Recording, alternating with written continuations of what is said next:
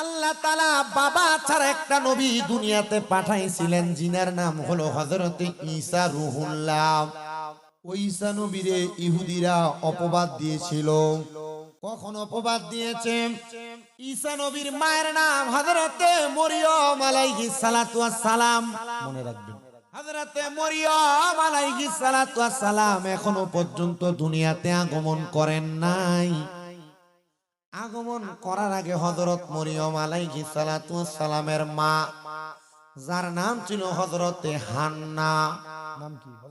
হযরত মরিয়ম আলাইহিস সালাতু ওয়াস সালামের বাবা, যিনি ছিল বর্তমান জেরুজালেম ফিলিস্তিনে যেই মসজিদ অবস্থিত বাইতুল মুকাদ্দাস, ইসরাইলের জালেম বাহিনী যে মসজিদকে দখল করার জন্য মুসলমানের উপর অত্যাচার চালায়, ওই বাইতুল মুকাদ্দাস মসজিদের মধ্যে ইমাম ছিলেন 5 জন। কয়জন? এর মধ্যে হযরত মরিয়ম আলাইহিস সালাতু ওয়াস সালামের বাবা একজন, আর হযরত মরিয়ম আলাইহিস সালাতু ওয়াস সালামের খালু একজন, আর এছাড়া আরো 3 জন ইমাম ছিলেন বাইতুল মুকাদ্দাসের। এ পর্দার অন্তরালের মায়েরা, আপনার একটু অন্তরের কানটা দিয়া শুনবেন। কোন মহিলার গর্ভে সন্তান না আগমন করলে ওই মহিলার মনে কত কষ্ট থাকে। কোন বাবারে বিবাহ করার পরে আল্লাহ যদি সন্তান না দেয়, ওই বাবার কলিজা ফেটে কত কান্না চলে আসে। ওই বাবা একটা সন্তানের জন্য কত লাখ লাখ টাকা ডাক্তার কবিরাজের কাছে খরচ করে ফেলে। ঠিক তেমন ভাবে হযরতে মরিয়ম আলাইহিস সালাতু ওয়াস সালাম, ওনার আব্বা জান বলেন, আমি বাইতুল মুকাদ্দাসের ইমাম, কিন্তু আমি বাইতুল মুকাদ্দাসের ইমামতি করা অবস্থায় আমার আল্লাহ তাআলা আমার একটা সন্তান দেয় না, একটা সন্তান দেয় না। আমি একদিন আমার ঘরে প্রবেশ করলাম, ঘরে প্রবেশ কইরা আমার স্ত্রীকে বললাম, ও আমার স্ত্রী গো, আল্লাহ তো আমাদেরকে একটা সন্তান দেয় না। আমি বাইতুল মুকাদ্দাসে ইবাদত করি, তুমি তোমার ঘরে ইবাদত করো রে স্ত্রী। চলো না আজকে আমরা 2 জন একসাথে আমাদের ঘরে বইসা 2 রাকাত শুকরিয়া আদায় করার লক্ষ্যে আমার আল্লাহ তাআলার দরবারে নামাজ আদায় করি। কালীপুরা এলাকার মুরব্বী বাবা, হে পর্দার অন্তরালের মা, স্বামী স্ত্রীদেরকে গভীর রজনীতে শুধু মিলন করার জন্য আমার আল্লাহ তাআলা রাত্র দেয় নাই। বাবা, বাসর রাতে যে 2 রাকাত নামাজ পড়ে বাসর শুরু করছো, একবার চিন্তা করে দেখো আর কোন দিন তুমি তোমার স্ত্রীকে সাথে নিয়ে নামাজ আদায় করেছো। আল্লাহর নবী বলে, ওই স্বামী স্ত্রী বড় ভাগ্যবান। নবী গো কারা? বলে, যেই ঘরের মধ্যে স্বামী সামনে দাঁড়ায়া আর স্ত্রী স্বামীর ডানে দাঁড়ায়া পেছনে নামাজ আদায় করে, তাদের মতো ভাগ্যবান স্বামী স্ত্রী আর দুনিয়াতে না।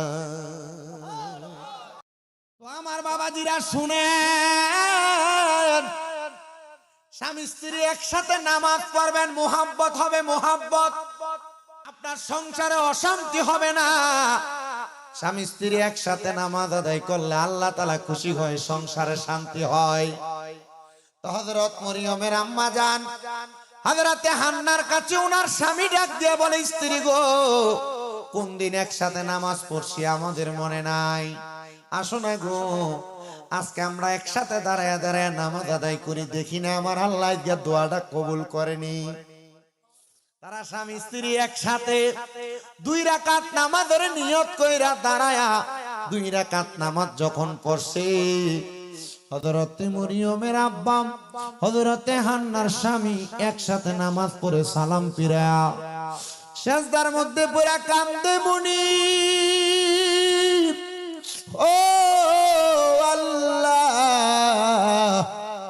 একটা সন্তান যদি না দাও আল্লাহ গো মরার পরে দোয়া করবে কি?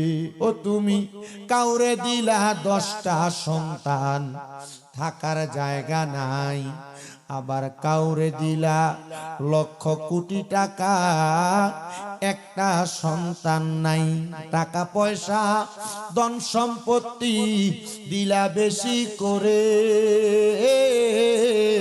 কিন্তু মরার পরে কান্দে করে কবরে নামাবে কে তা? আরে রে প্রেমের খেলা খেলছো দয়াল রে। ও তুমি কাউরে দিলা কোটি টাকা, একটা সন্তান নাই। আবার কাউরে দিলা 10টা সন্তান, থাকার জায়গা নাই। টাকা পয়সা ধন সম্পত্তি দিলা বেশি করে, মরার পরে কান্দে করে কবরে নামাবে কে তা? আরে রে প্রেমের খেলা খেলছো দয়াল রে, তোমার খেলা চমৎকার। দোস্তরে কান্দাইয়ার দয়াল মিলাইছো বাজার রে, প্রেমের খেলা খেলছো দয়াল রে। নির্দোষী রে রাখো দয়াল ববের জেলখানায়, আবার অপরাধ করিয়া কে গো ঘুরে সর্বদাই। হাকিম হইয়া হুকুম কর, পুলিশ হইয়া ধর, আবার সর্প হইয়া দংশন কর, পূজা হইয়া যার রে।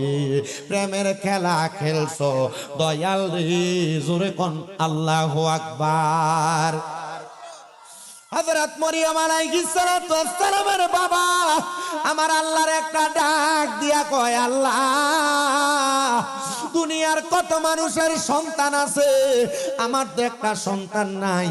আল্লাহ তুমি আমরার একটা সন্তান দিয়ে আমরার কলিজাটা ঠান্ডা করো।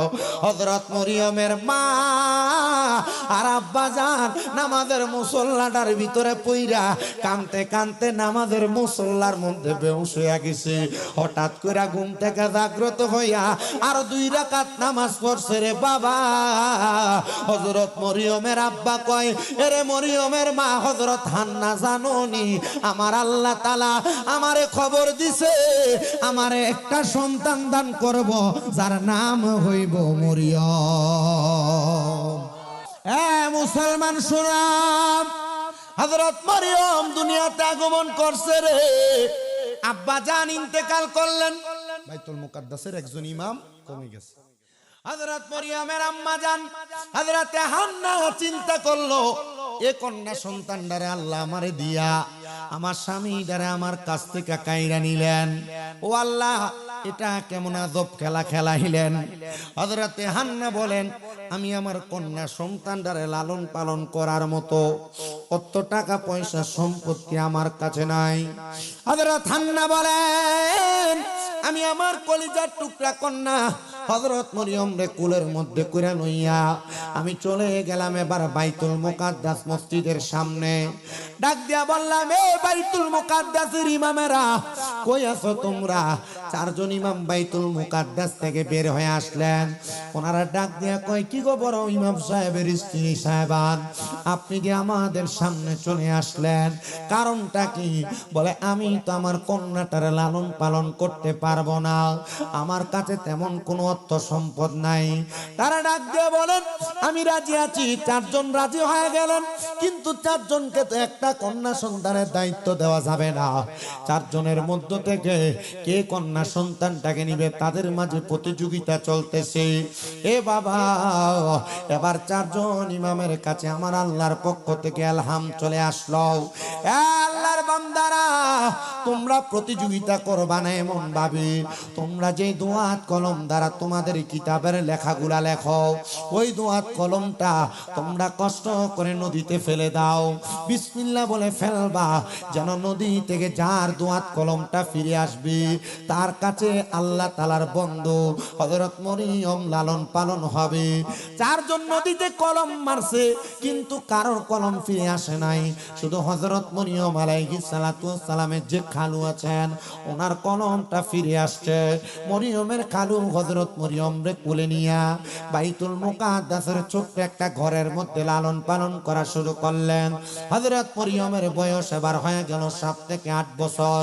হযরত মরিয়ম মানুষকে তাওহীদের দাওয়াত দেয়, হযরত মরিয়ম মানুষকে রিসালাতের দাওয়াত দেয়, হযরত মরিয়ম মানুষকে আল্লাহর কথা বলে। কিন্তু ইহুদিরা বলে এই ছোট্ট মাইয়া 7, 8, 9 বছর বয়স, এই মাইয়াটা আমাদের বাপদাদার ধর্মকে লাঞ্ছিত করার জন্য এমন কোন খোদার দাওয়াত দেয় যেই খোদা নাকি একজন। তখন মানুষগুলা লাত উজ্জার পূজা করত, মূর্তির পূজা করত, মানুষগুলা গাছের পূজা করত, ওই সময়কার মানুষ সূর্যের পূজা করত, ওই সময়কার মানুষ পানির পূজা করত, ওই সময়কার মানুষগুলা শিরিক বেদাতের সাথে লিপ্ত ছিল। হযরত মরিয়ম বলে আমি তাদেরকে বলতে লাগলাম তোমরা যে গাছের পূজা করো ওই গাছ কেটে ফেললে আর রাখতে পারবে না, তোমরা যে মাছের পূজা করো তোমরা সেই মাছকে আবার আহার করো, যেই সূর্যের পূজা করো ওই সূর্য চলে যায় আবার আসে, তোমরা যে অবুঝ প্রাণীদের পূজা করো, গরুর পূজা করো, এগুলা তোমাদের কাছ থেকে চলে যায় আবার আসি, মৃত্যুবরণ করো। আমি মরিয়ম এমন একজন খোদার দাওয়াত তোমাদেরকে দেই, ওই খোদার দাওয়াত তোমরা গ্রহণ করো যার সাথে কোনো শরীক নাই, লা শারিকা লা, ওই আল্লাহ তাআলার সাথে কোনো অংশীদার নাই, তিনি মৃত্যুবরণ করে না, তিনি হাইয়ুল কাইয়্যুম, তিনি চিরস্থায়ী, তিনি চিরঞ্জীব। এ আল্লাহর বান্দারা তোমরা কি ওই আল্লাহর প্রতি ঈমান আনয়ন করবা? তারা কেউ হযরত মরিয়মের কথা মানে না। হযরত মরিয়ম যে সময় বসবাস করতেন, কিছুদিন পরে হযরত মরিয়মের খালু মারা গেল। ওই বাইতুল মুকাদ্দাস এরিয়ার মধ্যে একজন লোক ছিল যার নাম ছিল কুচ্ছা। এই লোকটার কাজ হলো এলাকার সুন্দর সুন্দর মহিলা, এলাকার নারীদের সাথে অবৈধ সম্পর্ক করত, অবৈধ সম্পর্ক করে তার সময়গুলা কাটাইতো। হযরত মরিয়ম আলাইহিস সালাতু ওয়াস সালাম 9 বছর থেকে 10 বছর উপনীত হওয়ার পরে হযরত মরিয়ম বড় স্বাবলম্বী হয়ে গেল। ওই কুচ্চা একদিন ফজরের নামাজের পরবর্তী সময়ে হযরত মরিয়মের ঘরের সামনে দাঁড়ায় গেছে। হযরত মরিয়ম তখন নামাজ আদায় করে, হযরত মরিয়ম ফজরের নামাজের পরবর্তী সময়ে গোসল করে পবিত্রতা, হযরত মরিয়ম শবে সাদিকের পরবর্তীতে গোসল করে পবিত্রতা অর্জন করে ঘরের দিকে প্রবেশ করে। মনে রাখবেন রে মুসলমান, মহিলা যারা, নারী যারা আছে তারা যেন দুনিয়ার জমিনের মধ্যে গোসল করার পর তাদের ছাড়া চুলগুলা কোনো পুরুষ মানুষ না দেখে। এ মহিলা কেন কেন কেন একটু শুনে রাখো, কারণ তোমার সর্ব সৌন্দর্য প্রকাশ পায় একটা নারীর গোসলের পরবর্তী সময়ে। এই জন্য তোমরা কখনো গোসলের পরবর্তী সময়ে তোমার স্বামী ছাড়া অন্য কোনো পুরুষের সামনে তোমার চুল ঝাড়বা না, অন্য কোনো পুরুষের সামনে তোমার চেহারা দেখাইবা না। এটা হারাম হারাম হারাম হারাম, কিন্তু তোমার স্বামীর সামনে করা এটা তোমার জন্য বড় আরাম, এটা সৌন্দর্য। অনেক মহিলারা আছেন, আমি আপনাদেরকে স্বাভাবিকভাবে বলার চেষ্টা করি, যেগুলার বিচার মাঝে মাঝে আমাদের মুফতি সাহেবানদের কাছে আছে। হুজুর বিচার কি? স্ত্রী গোসল করে আসার পরে স্বামী যদি পরবর্তীতে স্ত্রীর সঙ্গে মধুর মিলনে লিপ্ত হতে চায়, ওই স্ত্রী তখন রাজি হয় না, চিন্তা করে মাত্রই তো গোসল করে পবিত্র হয়ে আসলাম, এখন কেন আমার স্বামী আবার আমার সাথে মিলন করতে চায়? না না না, আমার মা বোনরা যেন এই ব্যাপারে সাবধান হয়ে যায়, সতর্ক হয়ে যায়। তুমি যদি একবার না, দুইবার না, 70 বারও গোসল করে আসো, আর তোমার স্বামী যদি তোমার সঙ্গে 70 বার পরবর্তী গোসল পরবর্তী সময় মিলন করতে চায়, তুমি তোমার স্বামীর মিলনে আগ্রহ প্রকাশ করবা। কারণ কি? কারণ কি? কারণ তোমার স্বামী গোসল পরবর্তী সময় তোমার চেহারা দেখে দেখে শান্তি পায়, প্রশান্তি লাভ করে। এবার আপনারা বলেন, মা বোনরাই আদেশগুলো মানার দরকার আছে নাকি নাই? হযরত মরিয়ম আলাইহিস সালাতু ওয়াস সালাম চলে আসলেন, কুচ্ছা বাজে নজর দিয়ে তাকাইলেন। হযরত মরিয়ম বলে, কুচ্ছা তুমি যার দরজার মধ্যে যাও সে নারীর ইজ্জত তুমি হরণ করো, আমার বুঝতে বাকি নাই, তুমি আমার ঘরের দরজায় এসে আমার ইজ্জত নষ্ট করবা। হযরত মরিয়ম বলে, কুচ্ছা সাবধান, বাইতুল মুকাদ্দাসের কোন দরজা দিয়ে আমার ঘরে প্রবেশ করবা না, তবে অনুমতি আছে অনুমতি আছে, অনুমতি আছে। কিসের অনুমতি? বলে আমি 2 রাকাত নামাজ আদায় করব। 2 রাকাত নামাজ আদায় করে হযরতে মরিয়ম আল্লাহ তাআলার দরবারে দোয়া কামনা করে, গো আল্লাহ, আমি মরিয়মের যদি ইজ্জত লুণ্ঠন করে, তুমি আল্লাহ তাআলা তাওহীদের দাওয়াত আমি দেই, তারা আমার তাওহীদের দাওয়াতরা অবহেলা করবে, আল্লাহ তুমি ছাড়া আমার ইজ্জত কেউ রক্ষা করতে পারবে না। আমার আল্লাহ ডাক দিয়া কয়, রে জিবরাইল, যাও যাও, আমার মরিয়মের ইজ্জতটা রক্ষা করা দরকার। হযরতে জিবরাইল আমিন আগমন করলেন, মুখের ফুৎকার দ্বারা ওই কুচ্ছা নামক লোকটাকে হযরত মরিয়মের ঘরের দরজা থেকে এমন দূরে একটা ঝাটকা দিয়া ফালাইলেন। ওই লোকটা, কুচ্ছা নামক বাজে লোকটার মাথা ফেটে রক্ত বের হয়ে মারা গেছে সাথে সাথে। আর জিবরাইল ডাক দিয়া কই, মরিয়ম আমার সামনে আগমন করেন। হযরত মরিয়ম যখন আগমন করলো, রে বাবা, হযরত মরিয়মকে মুখটা হা করার কথা বললেন। হযরত মরিয়ম মুখটা হা করার সাথে সাথে হযরত মরিয়মের মুখের মধ্যে একটা ফুৎকার দিলেন। ফুৎকার ফু দেওয়ার সাথে সাথে হযরত মরিয়ম ওনার ঘরে চলে গেলেন। অল্প কিছুদিন পর হযরত মরিয়ম গর্ভবতী হয়ে গেলেন। 10 বছরের নারী, এখনো পর্যন্ত কোনো বিবাহ হয় নাই, কিন্তু গর্ভে সন্তান। মানুষ হযরত মরিয়মকে অপবাদ দিতে লাগলেন, মরিয়ম, তোমার বিবাহ হয় নাই, সন্তান আসলো কিভাবে? এটা হতে পারে না। মরিয়ম, তুমি যে এমন কথা বলতেছ, এমন কাজ করতেছ, তোমার তাওহীদের খোদা কি তোমারে কোনো বাধা দেয় না? হযরত মরিয়ম কয়, আল্লাহ, আমারে আপনি কলঙ্কের হাল গড়ায় পরায় দিলেন। মানুষ আমারে কলঙ্ক দেয়, মানুষ আমারে বাজে কথা বলে, মানুষ তো আমি মরিয়মের কথাগুলো শুনে না। স্বামী নাই, স্বামী নাই, সন্তান আসলো কেমনে? হযরত মরিয়ম রে আমার আল্লাহ তাআলা ইন্নাল্লাহা মা'আস সাবিরিন, ধৈর্য ধারণ করার আয়াত শোনায়া দেয়। হযরত মরিয়ম, আমি ধৈর্য ধারণ করি, কিন্তু ইহুদিরা আমি মরিয়মকে অপবাদ দেয়, খারাপ কথা বলে। আল্লাহ কই, মরিয়ম অল্প কিছুদিন অপেক্ষা করো। অল্প কিছুদিন পরে হযরতে মরিয়ম আলাইহিস সালাতু ওয়াস সালামের সন্তান দুনিয়াতে আগমন করলো, ছোট বাচ্চা।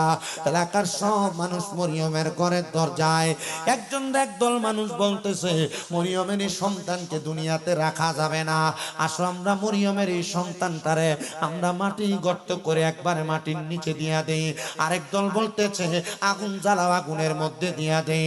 আরেক দল বলতেছে না না না, জীবিত অবস্থায় নদীর পানিতে ফেলা দেই। হযরত মরিয়ম কয়, আল্লাহ, ও আল্লাহ, আমি যদি আমার সন্তানটারে দুনিয়ার জমিনের মধ্যে মানুষের হাতে দিয়া দেই, তারা যদি আগুনে পুড়িয়া দেয়, তারা যদি পানিতে ফেলাইয়া দেয়, তারা যদি জীবিত মাটি দিয়া দেয়, আল্লাহ গো, কেন এবার সন্তান দিলা, আবার তুমি কাইরা নিবা? আল্লাহ, না না না, আমি মরিয়ম এটা সহ্য করতে পারবো না। আল্লাহ কই, মরিয়ম ধৈর্য ধারণ করো গো, এই সন্তান সাক্ষী দিবে সন্তানটাকে। যখন হযরত মরিয়মের সন্তানকে তারা নিয়ে যাওয়ার জন্য আসলেন, আসার সাথে সাথে সন্তান ডাক দিয়া কয়, আমারে তোমরা বাবা তারা সন্তান বলো না, আমি হইলাম ঈসা রুহুল্লাহ। ঈসা রুহুল্লাহ মানে রুহুল্লাহ দ্বারা বুঝাইলেন ফুৎকারের দ্বারা আল্লাহ তাআলা এই হযরত ঈসাকে দুনিয়াতে পাঠাইছেন। এবার মানুষ বলতে লাগলেন, এটা আল্লাহর ফুৎ। লাম ইয়ালিদ, আল্লাহ কাউকে জন্ম দেন না, কারো থেকে জন্ম নেন না। তার মানে আল্লাহর কোন সন্তান আছে? আল্লাহর কোন মা বাবা আছে? না। এ বিশ্বাস করা কুফরি। বলেন, এ বিশ্বাস করা কুফরি এবং শিরিক। এটা কি শিরিক? এটার কারণে গুনাহ হবে, গুনাহগার হবে, ঈমান চলে যাবে। এজন্য আল্লাহর কোন সন্তান, তো এরা তো ইহুদি, এরা ইহুদি হওয়া আর এই সমস্ত কথা বলা স্বাভাবিক কথা, কয় না কেন?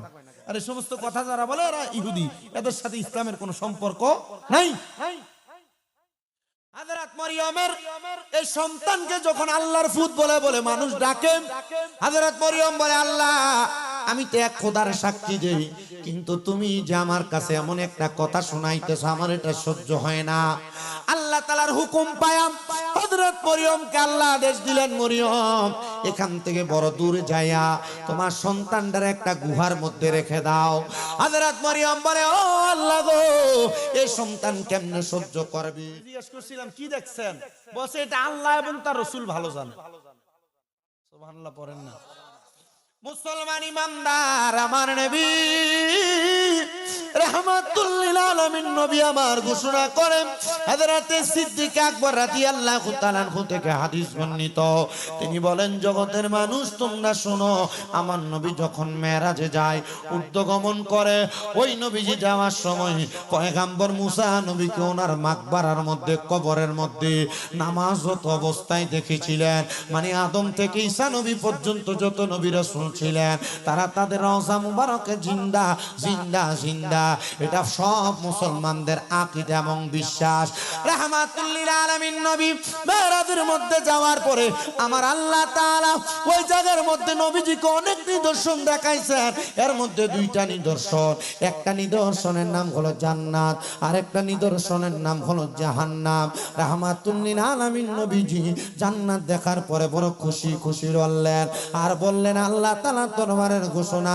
এই জান্নাত নবীজির উম্মতের জন্য নির্ধারণ করা হয়েছে রহমতের নবী যখন জাহান্নাম দেখেছিলেন নবীজির জবান মুবারকের মন্তব্য এই জাহান্নাম আল্লাহ তাআলা কেন বানাইছেন কার জন্য বানাইছেন রাহমাতুল লিল আলামিন নবীজির ঘোষণা শোনো দুনিয়ার মানুষ ওই জাহান্নাম এমন বিভীষিকাময় আমি নবীর চোখ মুবারক দ্বারা দেখা ওই জাহান্নামের নিচ থেকে আগুন যখন উপরের দিকে ওঠে আগুনের জিহ্বাটা আগুনের মাথাটা জাহান্নামের উপরিভাগের মধ্যে চলে আসে অনেক দূর পর্যন্ত জাহান্নামের আগুনের তাপ লেগে যায় শুধু তাই না একটা পাথর জাহান্নামের উপরিভাগ থেকে যদি ফেলা হয় 500 বছর লাগে নিচে যেয়ে পৌঁছাইতে নবী আমার কান্না করতে করতে যখন চলে আসবেন আল্লাহ তাআলার দরবারে ফরিয়াদ জানায় আল্লাহ এই জাহান্নাম তো আমার উম্মত সহ্য করতে পারবে না আল্লাহ তাআলা উম্মতে মুহাম্মদীর জন্য নাজাতের ফয়সালা করে আমার নবীর কাছে হাদিয়া হিসেবে উম্মতের জন্য 50 ওয়াক্ত নামাজ পেশ করেছেন 50 ওয়াক্ত নামাজ দিয়েছেন আমার নবী মেরাজ থেকে চলে আসবেন গো হযরতে মুসা পয়গম্বর মুসা আলাইহিস সালাতু ওয়াস সালাম মুসা কালিমুল্লাহ যিনি আল্লাহর সঙ্গে অসংখ্যবার কথোপকথন করেছেন মুসা পয়গম্বরে যখন দেখা হয় উনি উম্মতে মুহাম্মদীর দুর্বলতা প্রকাশ করে বলেছেন আপনার উম্মতেরা এই নামাজ এত কষ্ট করে আদায় করবে না আমার নবী একবার একবার করে করে 8 বার নামাজ কমায়া উম্মতে মুহাম্মদীর জন্য 5 ওয়াক্ত নামাজ নির্ধারণ করে আনলেন ওই 5 ওয়াক্ত নামাজ উম্মতে মুহাম্মদী যদি আদায় করে উম্মতে মুহাম্মদীরা 50 ওয়াক্তের নামাজের সওয়াব পেয়ে যাবে এই উম্মত শোনো গো এই উম্মত তোমরা শোনো আমি সবার ঘাটাতে একটু কথাই বলে দিয়ে যায় আমরা মেরাজের রাতে যেই নফল ইবাদত করি আমরা এটাকে ফরজ মনে করি না ওয়াজিব মনে করি না সুন্নাত মনে করি না আমরা নফল ইবাদত করি নবীজি মেরাজে যাওয়ার সময় নবীজির হুজরাতে 2 রাকাত নামাজ পড়েছেন নবী মেরাজে যাওয়ার সময় বাইতুল্লাহতে 2 রাকাত নামাজ পড়েছেন বাইতুল মুকাদ্দাসে 2 রাকাত নামাজ পড়েছেন এই জন্য আমরা উম্মতে মুহাম্মদীরা নফল ইবাদত 2 করে আমরা চেষ্টা করলে সারা রাত্রে যদি সম্ভব হয় 1 লক্ষ ওয়াক্ত নামাজও আমরা 100 রাকাত নামাজও আমরা পড়তে পারি ও মুসলমান তোমরা শোনো এজন্য সবার কাছে আবদার যে নামাজ আমার নবীজি মেরাজে গমন করে উম্মতের জন্য আল্লাহর পক্ষ থেকে হাদিয়া হিসেবে এনেছেন এবার আপনারা বলেন আমরা সবাই ওই নামাজটা বেশি বেশি পড়ার দরকার আছে না নাই দমে দমে জফর নাম আল্লাহু আল্লাহ দমে দমে মাশাআল্লাহ আল্লাহ আল্লাহ আসিলে তুফান ভাঙবে না ঘরের বান আসিলে তুফান ভাঙবে না ঘরের বান মন পাখি ওইরা যাইব নিজুম জঙ্গলায় দমে দমে মাশাআল্লাহ আল্লাহ আল্লাহ কেবা তোমার বইনু ভাই সঙ্গের সাথী কেহ নাই কেবা তোমার বইনু ভাই সঙ্গের সাথী কেহ নাই পরকালে যাইবার বেলা কাউরে পাইবা না মাশাআল্লাহ আল্লাহ আল্লাহ আল্লাহ দমে দমে জফর নাম আল্লাহু আল্লাহ দমে দমে আল্লাহ আল্লাহ আল্লাহ আল্লাহ একদিন নিয়া যাইবা ইমানদার দারবা নাইয়া নিও নবীজির প্রেম ঈমানের মূল সবাই বোঝার তৌফিক দিও মারহাবা আল্লাহ আল্লাহ কোরআনে আহাব্বায়াসে ইউহিব্বুকা হাদিসেতে হুব্বুর রাসূলি মিনাল ঈমান বুখারী খুলিয়া দেখো মাশাআল্লাহ আল্লাহ আল্লাহ আল্লাহ একদিন নিয়া যাইবা ইমানদার বানাইয়া নিও নবীজির প্রেম ঈমানের মূল সবাই বোঝার তৌফিক দিও মারহাবা আল্লাহ আল্লাহ ফুলসে রাতের কঠিন পারে সেইখানে নবীকে পাবে যেই নবীকে না চিনিবে সেই নবীকে না চিনিবে জান্নাত পাবার আশা নাই ও মাশাআল্লাহ আল্লাহ আল্লাহ আল্লাহ একদিন নিয়া যাইবা ইমানদার বানাইয়া নিও নবীজির প্রেম ঈমানের মূল সবাই বোঝার তৌফিক দিও মাশাআল্লাহ আল্লাহ আল্লাহ মা খাদিজা যাদের নানি ছিল মায়ায় বড় দুনি জাবালে নূরে যাইতেন তিনি নবীকে খাওয়াইতে খানা আল্লাহ একদিন নিয়া যাইবা ইমানদার বানাইয়া নিও নবীজির প্রেম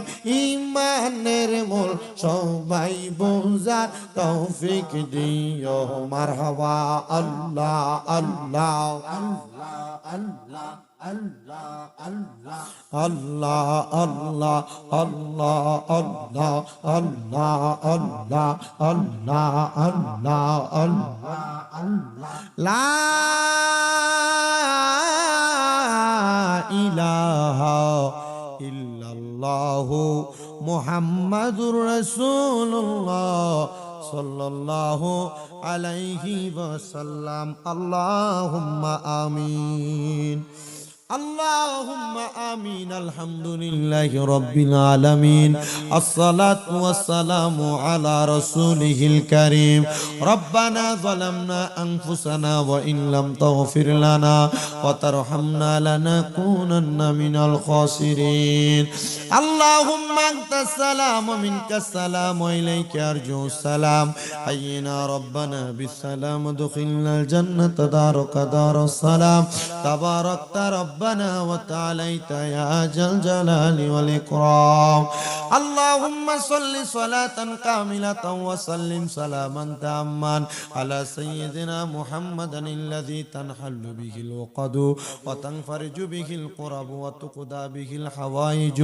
وتنال به الرغائب وحسن الخواتم ويستسقى الغمام بوجهه الكريم وعلى آله وصحبه في كل لمحة ونفث بعدد كل معلوم لك اللهم صل على سيدنا محمد وعلى آل محمد بعدد كل داء ودواء وبعدد كل علة وشفاء رب العالمين الله রহমতের নজর করে তাকে দেখেন এই কুমিল্লা জেলার অন্তর্গত মুরাদনগর থানাধীন কালীপুরা দক্ষিণ পাড়া যুব সমাজের উদ্যোগে ৫তম বাৎসরিক ওয়াজ ও দোয়ার মাহফিল সাজায়া এলাকার মুরব্বিনে কেরাম উলামায়ে কেরাম বিশেষ করে যুবক ভাইরা বিশেষ করে ছোট ছোট মাসুম বাচ্চারা তালেবুল ইলম ছাত্ররা পর্দার অন্তরালের মা বোনেরা সোশ্যাল মিডিয়ার মাধ্যমে দেশ বিদেশ থেকে দেখনেওয়ালা আমার ভাই বাবারা মা বোনেরা আল্লাহ প্রত্যেকের মুনাজাত তোমার দরবারে কবুল আর মঞ্জুর করে নাও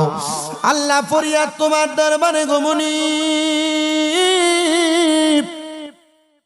এখানে আমরা যারা হাত বাড়াইলাম আমাদের গুনার দিকে তাকাইলে আমাদের বড় ভয় লাগে না জানি এই গুনার কারণে কোন দিন মালাকুল মউত আজরাইলের কাছে আমরা ধরা পড়ে যাই আমাদের ঘাড়ের রগ ছিঁড়া যাবে চোখ উল্টে যাবে জিহ্বার মধ্যে কামড় পড়ে যাবে আল্লাহ এমন কঠিন মরণ দিও না, আল্লাহ আমাদেরকে ঈমানে আমলে জিন্দেগি নসিব করে দাও রাব্বুল আলামিন। আল্লাহ এই মজলিসের মধ্যে কে জানি হাত বাড়াইছে, কার জানি জগতের মধ্যে বাবা নাই, যেই বাবা রিকশা চালায়া মাটি কাইটা মাথার গাম পায়ে ফেলায়া পরের বাড়িতে বদলার কাজ কইরা সন্তানরে মানুষের মতো মানুষ করার জন্য আব্বা রক্তরে পানি বানাইছে।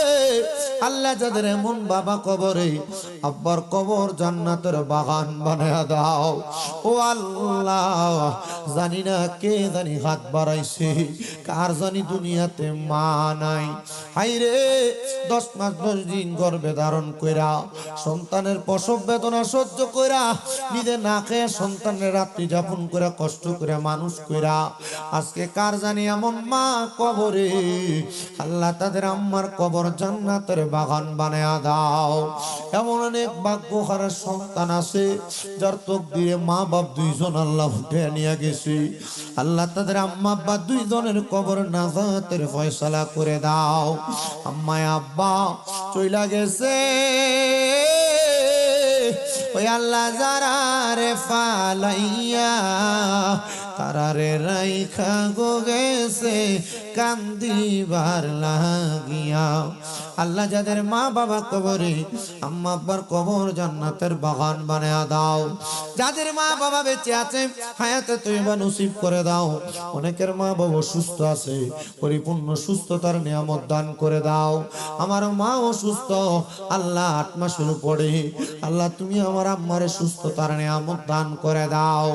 আল্লাহ বিশেষ করে গো মনি পর্দার অন্তরালে অনেক মা বোনেরা দোয়া চাই, মায়ের বংশ, বাবার বংশ, দাদা দাদি নানার আত্মীয় স্বজনের বংশধর প্রত্যেককে তুমি মাফ করে দাও। এখানে যারা হাত বাড়াইছেন, যারা দেশ বিদেশ থেকে হাত বাড়াইছেন, প্রত্যেকের ব্যবসা বাণিজ্য কাজকর্মে চাকরিতে বরকত দান করে দাও।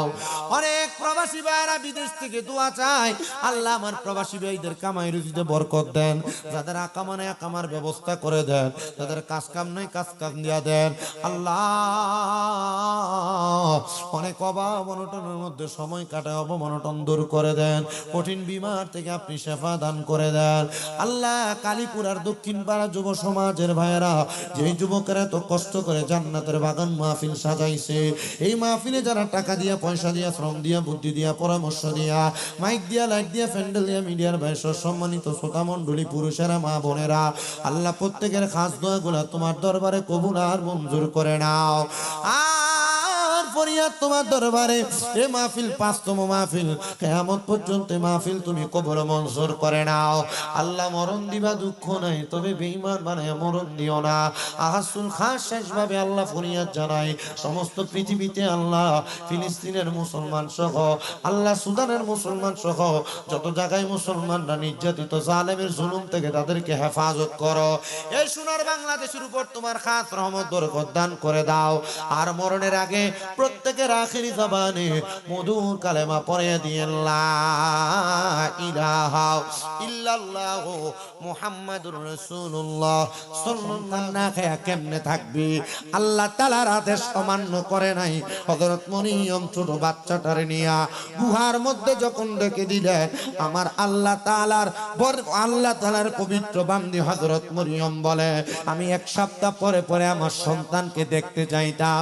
আমি যায়া দেখলাম হযরত মরিয়ম আলাইহিস সালাতু ওয়াস সালামের সন্তান হযরত ঈসা রূহুল্লাহ, ওনার ডান হাতের শাহাদাত আঙ্গুলটা মুখের মধ্যে দিয়া উনি ডান হাতের শাহাদাত আঙ্গুলটাকে চুষতেছে। দেখবেন ছোট ছোট বাচ্চারা মুখের মধ্যে আঙ্গুল দিয়া কেমন করে চষে, কেন জানেন রে বাবা? আমার আল্লাহ তাআলা এই ছোট বাচ্চাদেরকে আঙ্গুল চষার মাঝখানে বরকতের পানি পান করায়। হযরত ঈসা রূহুল্লাহ রে আমার আল্লাহ তাআলা ওই বরকতের পানি উনার ডান হাতের শাহাদাত আঙ্গুল দিয়া বাঁচায়া খাওয়ায়া বাঁচায়া রাখছে। হযরত মরিয়ম কয়, আল্লাহ পাহাড়ের গুহার মধ্যে কেউ আমার সন্তানরে খাওয়ায় না, কিন্তু তুমি কি খাওয়ান দিয়া আমার সন্তানকে বাঁচায়া রাখছো তুমি ভালো জানো। ঈসা রূহুল্লাহ বড় হয়ে গেছে, এবার মা যেমন তাওহীদের দাওয়াত দেয়, আল্লাহর দ্বীনের দাওয়াত দেয়, ঈসা রূহুল্লাহ তেমন ভাবে দাওয়াত দেয়। কিন্তু মানুষ কয় ঈসা রূহুল্লাহ যেমন ভাবে দাওয়াত দেয়, যদি এই দাওয়াত মানুষ গ্রহণ করে তাহলে মানুষ এই দাওয়াত গ্রহণ গ্রহণ করার কারণে আমাদের বাপ দাদার ধর্ম লুণ্ঠিত হয়ে যাবে। চলো রে আমরা ঈসা রুহুল্লাহরে মেরে ফেলি। ঈসা রুহুল্লাহরে মারার জন্য তারা কত রকমের ফন্দি আটলেন। ফন্দি আটার পরে হযরত ঈসা রুহুল্লাহরে তারা মারতে পারে না।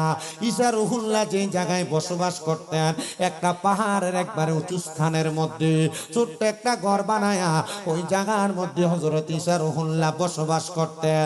তো 10 জন ইহুদি একসাথে নিয়ত করলেন, চলো আমরা আজকে 10 জন একসাথে যায়া ঈসা রুহুল্লাহর ঘরের মধ্যে আমরা ঈসা রুহুল্লাহরে মেরে চলে আসব। মানুষ মনে করবে ঈসা রুহুল্লাহ নিজে নিজে ইন্তেকাল করেছে। তারা সবাই একসাথে শ্রেণী নিয়া হাতের মধ্যে দা কুড়াল নিয়া ঈসা রুহুল্লাহরে মারার জন্য গেছেন। যাওয়ার সাথে সাথে ঈসা রুহুল্লাহ ঘরের মধ্যে ইবাদত করে কার? আল্লাহর ইবাদত।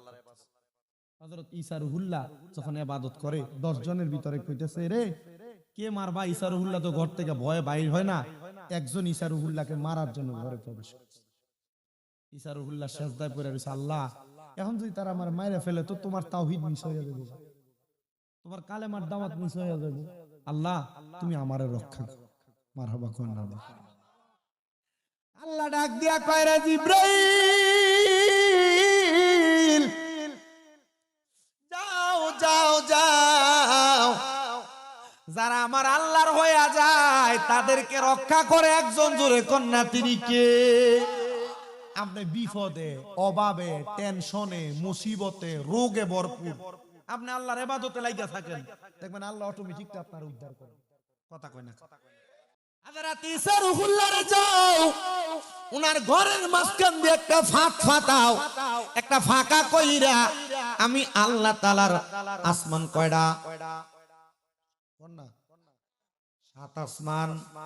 উপরে থাকবো 3 আসমান, নিচে থাকবো 3 আসমান, আর মাঝখানে 4র্থ আসমানের ভিতরে আমার বন্ধু ঈসা রুহুল্লাহরে আইনা তুমি রাখো। মারহাবা কন্যা। ইহুদিরা প্রবেশ করছে। আল্লাহ জিবরাইলের মাধ্যমে ঈসা পয়গম্বররে 4র্থ আসমানে জীবিত অবস্থায় নিয়ে রাখছে, এখনো জীবিত। ঈসা নবীজি যখন দুনিয়াতে ছিলেন উনি সব দোয়ার ভিতরে একটা দোয়া করছে, আল্লাহ তুমি তো সব নবীদের একটা কমন দোয়া কবুল করো, আমি ঈসা রুহুল্লাহর একটা কমন দোয়া হইলো আমারে তুমি আখিরি নবীর উম্মত বানাইও। জোরে জোরে জোরে জোরে কয় না? আখিরি নবী কোন নবী? আমাদের নবী। জোরে কন্যা সুবহানাল্লাহ। 4র্থ আসমানের মধ্যে আছেন হযরত ঈসা পয়গম্বর, আমাদের নবীর উম্মত হইয়া। হযরত ঈসা রুহুল্লাহ যখন 4র্থ আসমানে, তো যারা ঈসা রুহুল্লাহর লগে অন্যায় করছে এর একটা শাস্তির দরকার আছে না?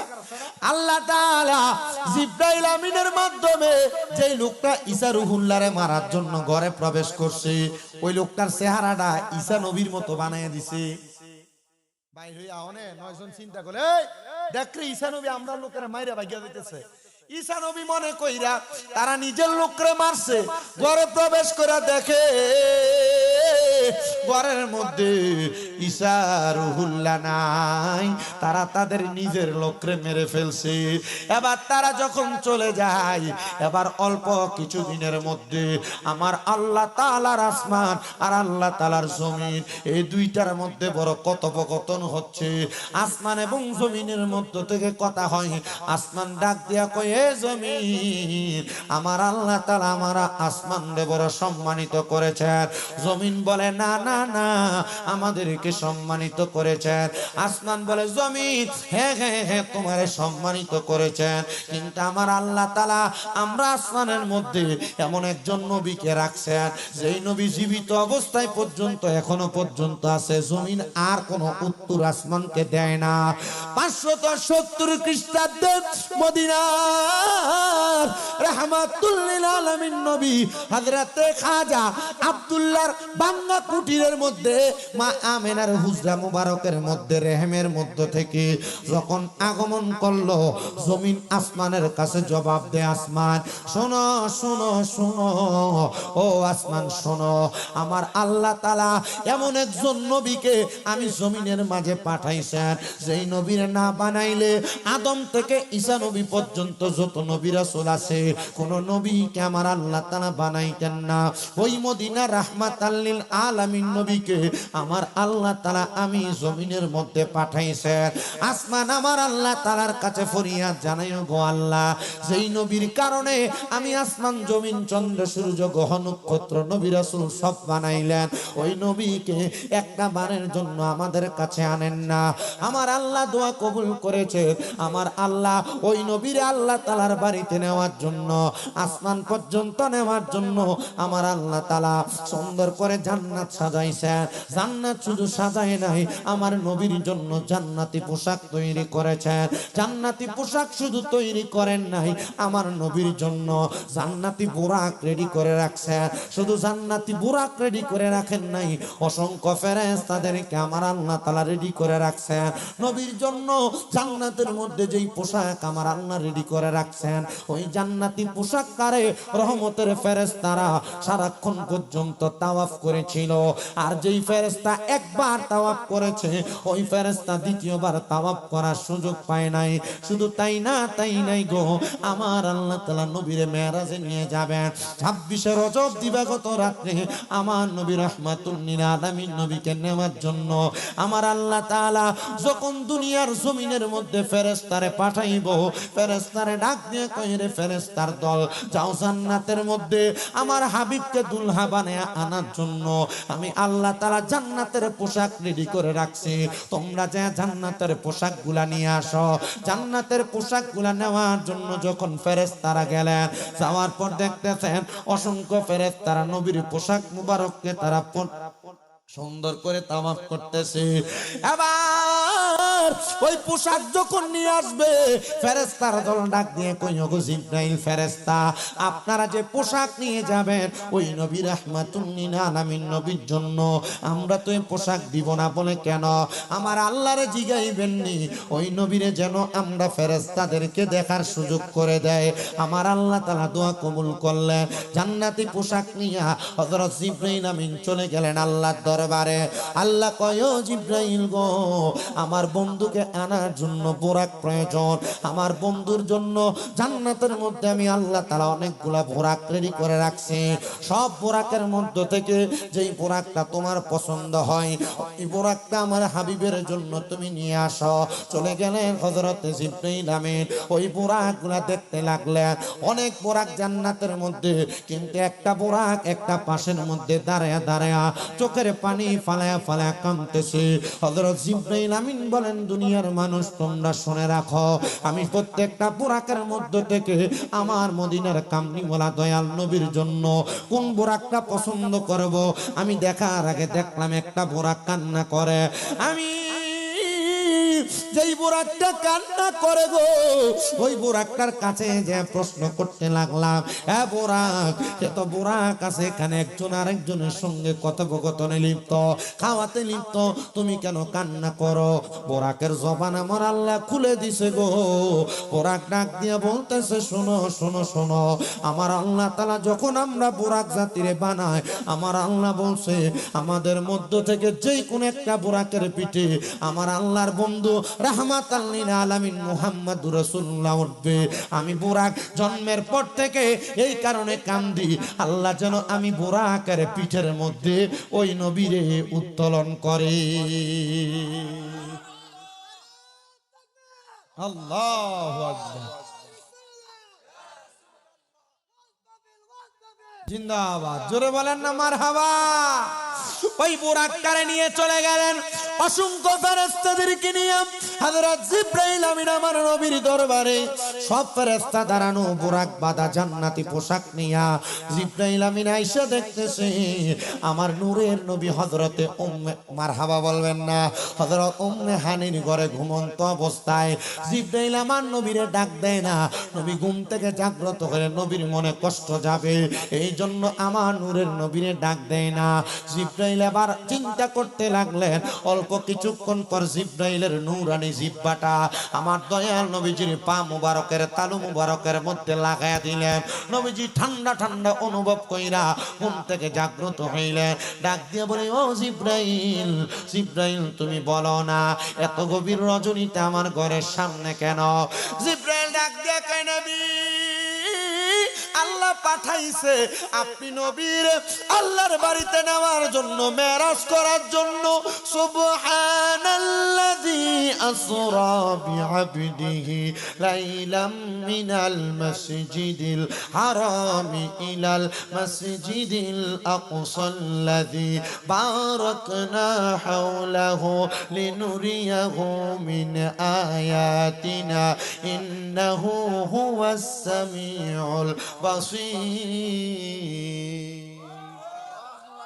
কারবানি কারবানি আল্লাহ তাআলা মহিমান্বিত খোদা আমার নবীরে মেরাজে নিবে, আর আমার নবী কান্দে জিবরাইল, আমার আল্লাহ যে আমি নবীরে মেরাজে নিয়ে যাবে, আমার আল্লাহ তাআলা আমার উম্মতের কোনো ফয়সালা করছেনি। উম্মতের যদি কোনো ফয়সালা না হয়, আমি আমার আল্লাহর দরবারে মেরাজে যাব কেমনে? আমার আল্লাহ জানে দেয়, এ জিবরাইল আমার বন্ধুরে বলো গো, আমার বন্ধুর উম্মতের নাজাতের জন্য আমি আল্লাহ তাআলা একটা ফয়সালা রেডি করে রাখছি। আমার নবীজি রওনা করবেন উম্মে হানির ঘরের মধ্যে। আমার নবী 2 রাকাত নামাজ আদায় করেছে। আল বিদায় আমার নেহায় একটা কিতাব আছে, ইসলামিক ফাউন্ডেশন কর্তৃক ছাপানো, বাংলায় ছাপানো আছে। 14 খণ্ডের ওই কিতাবের মধ্যে আমার নবীর মেরাজের কথা বড় সুস্পষ্ট ভাবে বর্ণনা করা আছে। ও বাবা, আমার নবী 2 রাকাত নামাজ পড়ে জান্নাতি খানা পেনা বক্ষণ করে নবী আমার রওনা করলেন মেরাজে যাবে। আমার নবী বের হওয়ার সাথে সাথে জান্নাতি বুরাকের মধ্যে চইরা আমার নবী রওনা করলেন নবীজির হুজরা মুবারক থেকে। আমার নবী চলে গেলেন বাইতুল্লাহ শরীফের মধ্যে। নবী আমার বাইতুল্লাহ শরীফের মধ্যে 2 রাকাত নামাজ আদায় করেছেন। বাইতুল্লাহ শরীফ থেকে আমার নবী বুরাক পিঠে চইরা আমার নবী চলে গেলেন বাইতুল মুকাদ্দাসের মধ্যে। আব্বাজি এই জায়গাটার মধ্যে নবীজির মেরাজের বড় একটা বিশাল জায়গা। কি বিশাল জায়গা? আপনি যদি কখনো সম্ভব হয় মোবাইলে গুগলে লেখেন অথবা ম্যাপসে লেখেন যে কি, যে বাইতুল্লাহ শরীফ থেকে বাইতুল মুকাদ্দাসের দূরত্ব কত। আমি একদিন লিখছিলাম অনেকটা দূরত্ব, আমার মনে নাই, মনে পড়তেছে না। অনেক দূরত্ব, যা এক রাতে যাওয়া সম্ভব না। এক রাতে যাওয়া সম্ভব না। অনেক, আমার 40 দিন না যেন কি দেখছিলাম হাইটা গেল তো নবীজি, হ্যাঁ 40 দিন না, জান্নাতি বুরাকের পিঠে উঠা নবীজি এক রাত্রিতেই বাইতুল হারাম মানে মসজিদে হারাম থেকে এক কথায় মক্কাতুল মুকাররমা থেকে বাইতুল মুকাদ্দাসে গেছেন। মারহাবা পড়েন না। আমার নবী বাইতুল মুকাদ্দাসে গেলেন। শুধু বাইতুল মুকাদ্দাসে যান নাই, বাইতুল মুকাদ্দাসের মধ্যে যায়া বর্তমান ফিলিস্তিনের মুসলমান যে জায়গায় যে হেরামে নামাজ পড়েন, ওই বাইতুল মুকাদ্দাস মসজিদের মধ্যে আমার নবীজির ঘোড়াটা, আমার নবীজির বোরাকটাকে বাঁধলেন। বাঁধার পরে আমার নবী বাইতুল মুকাদ্দাসের মধ্যে প্রবেশ করে দেখেন ওই বাইতুল মুকাদ্দাস মসজিদের মধ্যে আদম থেকে ঈসা নবী পর্যন্ত যত নবী রাসূল ছিলেন সব নবীরা সেই জায়গায় দাঁড়ায় আছে। আর সবাই ডাক দে হালা ওয়া সাহালান, মারহাবান মারহাবান দুয়ুফুর রহমান, আল্লাহর মেহমান বলে বলে আমার নবীকে স্বাগতম জানায়। নবীকে সামনে দিয়া তারা এবার নামাজ পড়তে লাগলেন। নামাজ 2 রাকাত নামাজ আদায় করতে লাগলেন। ও বাবা শুনেন গো, এই জন্য আমাদের নবী মুহাম্মদুর রাসূলুল্লাহ সাল্লাল্লাহু আলাইহি ওয়াসাল্লাম নবীজির একটা উপাধি হলো ইমামুল মুরসালিন। ইমামুল মুরসালিন কেন? কারণ নবীদের ইমামতি করেছিলেন, রসুলদের ইমামতি করার কারণে উনি রসুলদেরও ইমাম, রসুলদেরও নেতা। মারহাবা পড়েন জোরে। বন্ধু শুনেন গো, নবীজি তাদের সঙ্গে নামাজ আদায় করে আমার নবীজি রাহমাতুল লিল আলামিন নবী বাইতুল মুকাদ্দাসের একটা জায়গা থেকে ঊর্ধ্বগমন করলেন। আসরা বি আবদিহি লাইলাম মিনাল মসজিদিল হারামি ইলাল মসজিদিল আকসাল্লাযী বারাকনা হাওলাহু। আমার আল্লাহ তাআলার কাছে দেখা করার জন্য, মেরাজ করার জন্য, সাক্ষাৎ করার জন্য। কেমন সাক্ষাৎ? কাবা কাউসাইনি আও আদনা, একটা তীর এবং ধনুক যত কাছাকাছি আমার আল্লাহর সাথে আমার নবী তত কাছাকাছি মুলাকাত করেছে। বল হুজুর তাহলে কি আল্লাহর আকার আছে? না, এ বিশ্বাস করা যাবে না। আল্লাহর কি আকার আছে নাকি? না, এটা করা যাবে না। আল্লাহ এবং রাসূল কি দেখছেন এটা ওনারাই ভালো জানেন, ওনারাই ভালো জানেন। আমি আমার এক ওস্তাদরেই প্রশ্ন করছিলাম, হুজুর কয় এই বেটা আল্লাহ তো আকারই নাই। আমি কইলাম জি হুজুর মানলাম। তো নবীজি ওইখানে যে কি দেখছে?